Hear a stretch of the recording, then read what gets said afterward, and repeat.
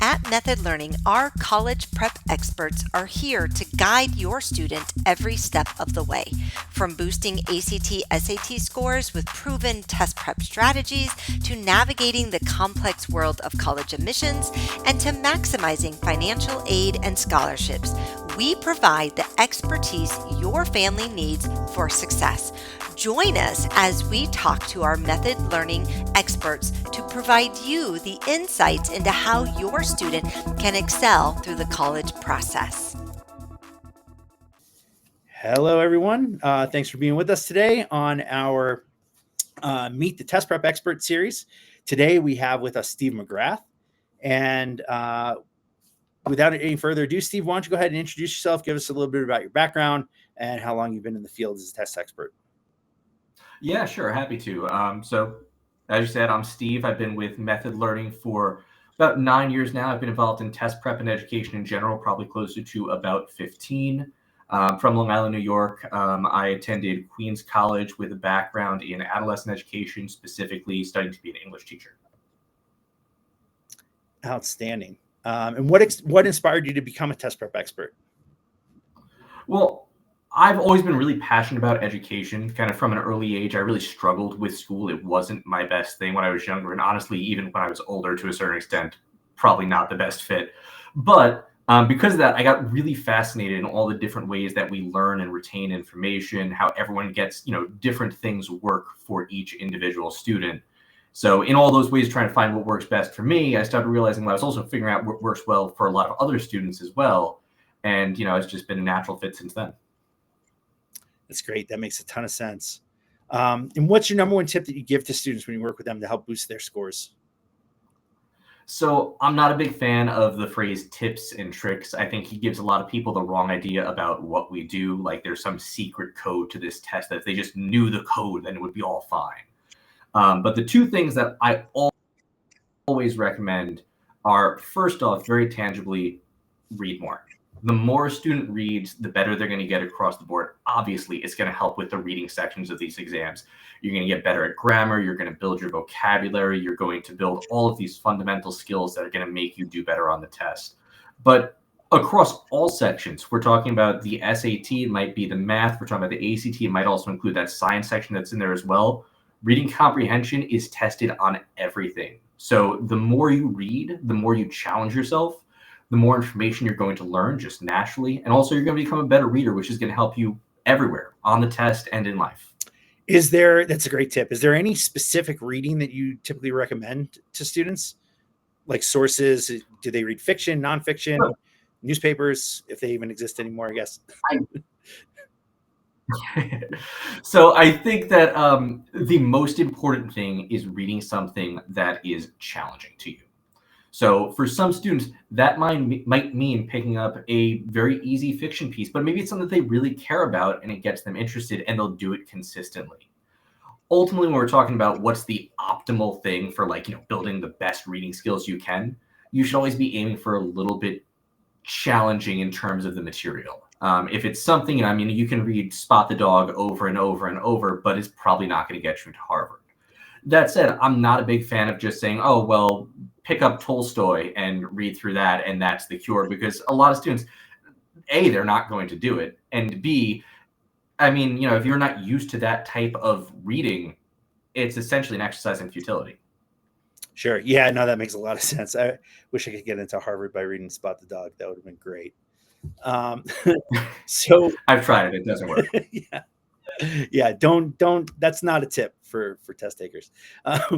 What are the most common mistakes that students make during test prep and how do you help them avoid them?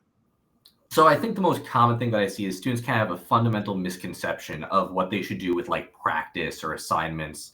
A lot of students take a practice test and the thing that they care about is what is the score at the end? Did it go up? Did it go down? Is it what I want? And what they're really missing out on is the whole point of practice in general. When you do practice, the goal isn't to do great. Obviously, we all want to succeed in whatever we're working on. But the whole point of a practice, whether we're talking about academics, athletics, or anything, we want to find our mistakes. We want to expose them. And we want to learn something from them. So a lot of students kind of just shrug their shoulders when they see they got a question wrong and go, oh, yeah, no, I made a mistake. Well, I want to dive into that. I want to know, well, why did you make that mistake? A lot of students also will just go and like either read an answer explanation or look up a video on how to do the problem on YouTube. And if that worked, I'd have had a job a long time ago. What we really need to focus on is getting to the heart of the problem. Was an issue where it was a content problem, something that you just didn't know how to do? Okay, well, that's one solution. But what if it's something completely different? Maybe you didn't understand the question. Maybe you need to work on your reading comprehension skills, and your math mistake actually had nothing to do with math at all. And then lastly, a lot of students just, again, they'll kind of shrug their shoulders when they see, oh, I made a careless mistake. I wrote the wrong number down. I wrote that 2 + 2 was 5 for some reason. We all make those mistakes. And I'm not saying you need to hold yourself, over the grindstone for it. But again, why are you making that mistake? You know that what you did was wrong. So we need to come up with a reason for what is happening there, if that's something consistent, and come up with a plan of, well, what do we do to fix that? And all of those are going to have their own unique solution. So it's a little bit more complex than just going, I got this score. I'll try better next time. Yeah, no, that's those are some really important points. Finding your mistakes and then making sure you don't repeat them, right? And why you got them wrong. Exactly. Yeah. And so how do you customize your approach with students of different learning styles? So that's obviously a really tough question because there's just so many different learning styles, and what works for one student is certainly not going to work the same for another. But for me, it usually can range from anything to varying the scope of what we're working on, to the workload that I give a student, to what type of supports and structures I give. Finding the thing that's going to work best for each student is kind of like the main thing that I focus on. Because as I mentioned, when I was in school, I kind of just assumed that like the way that everyone else was learning in school was going to be best. And I realized that's not for me. So through practice, I've kind of found that the trial and error method helps me find what works best for each individual student. That's great. No, appreciate that. And I'm sure your students do as well. Can you share a memorable success story that you had where a student achieved their goals? So I've had a lot of success, not to pat myself on the back too hard, but I've been doing this a long time. I've had students who have had some really fantastic score improvements. I've had some students who have gotten into the Ivy, some real near perfect scores, some really incredible stuff. But the thing that sticks out to me was I remember there was a student I worked with a couple of years ago, and to be honest, she was scoring not poorly, but not great. But what really stuck out was that she was kind of apathetic to the whole thing. After talking to her a little bit, I realized she'd had some bad educational experiences with teachers and maybe another test prep tutor. And she kind of just didn't really see the point in what we were doing. So over time, we worked together. We kind of developed a bit of a relationship, and she slowly started to improve. But what was way more exciting to me was the fact that she was starting to get really excited, particularly about the math. To the point where I would show up to some sessions and she would have a math challenge that she found online. She'd be really excited to see if I could solve it. And then, she'd see, oh, well, I saw a math video and I was looking at it, and could I do this on this test problem? Is that something I could use on the SAT?